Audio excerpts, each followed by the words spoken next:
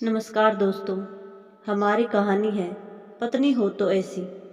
बेटा अब खुद कमाने वाला हो गया था, इसलिए बात बात पर अपनी माँ से झगड़ पड़ता था। ये वही माँ थी जो बेटे के लिए पति से भी लड़ जाती थी, मगर अब फाइनेंशियली इंडिपेंडेंट बेटा पिता के कई बार समझाने पर भी इग्नोर कर देता और कहता, यही तो उम्र है शौक की, खाने पहनने की।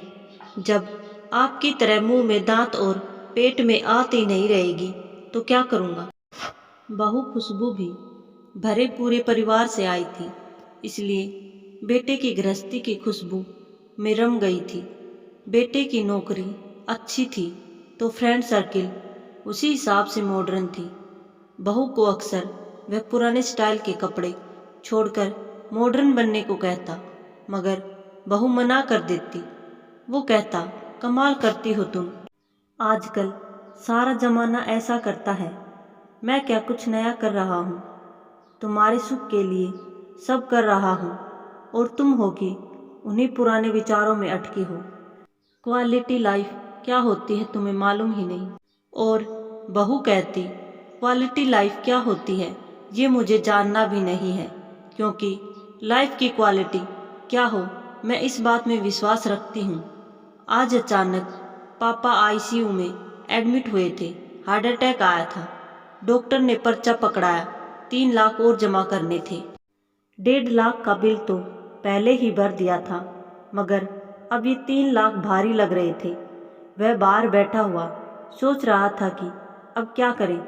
उसने कई दोस्तों को फ़ोन लगाया कि उसे मदद की ज़रूरत है, मगर किसी ने कुछ बहाना कर दिया। आंखों में आंसू थे और वह उदास था। तभी खुशबू खाने का टिफिन लेकर आई और बोली, अपना ख्याल रखना भी जरूरी है, ऐसे उदास होने से क्या होगा, हिम्मत से काम लो, बाबूजी को कुछ नहीं होगा, आप चिंता मत करो, कुछ खा लो, फिर पैसों का इंतजाम भी तो करना है आपको। मैं यहाँ बाबूजी के पास रुकती हूँ, आप खाना खाकर पैसों का इंतजाम कीजिए।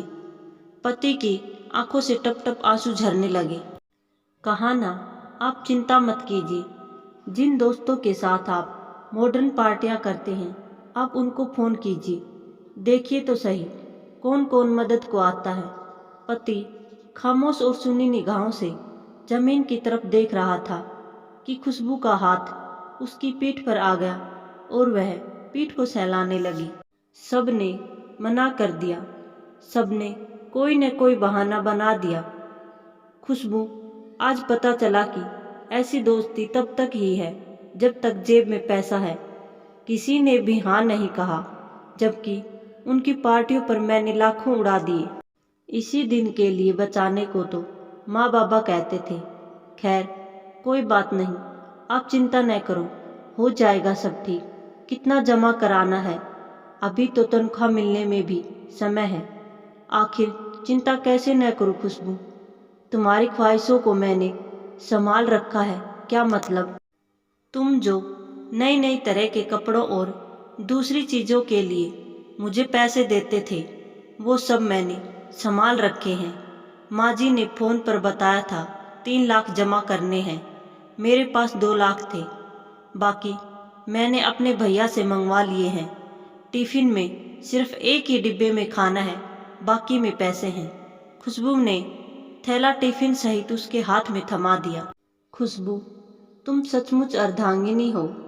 मैं तुम्हें मॉडर्न बनाना चाहता था, हवा में उड़ रहा था, मगर तुमने अपने संस्कार नहीं छोड़े। आज वही काम आए हैं।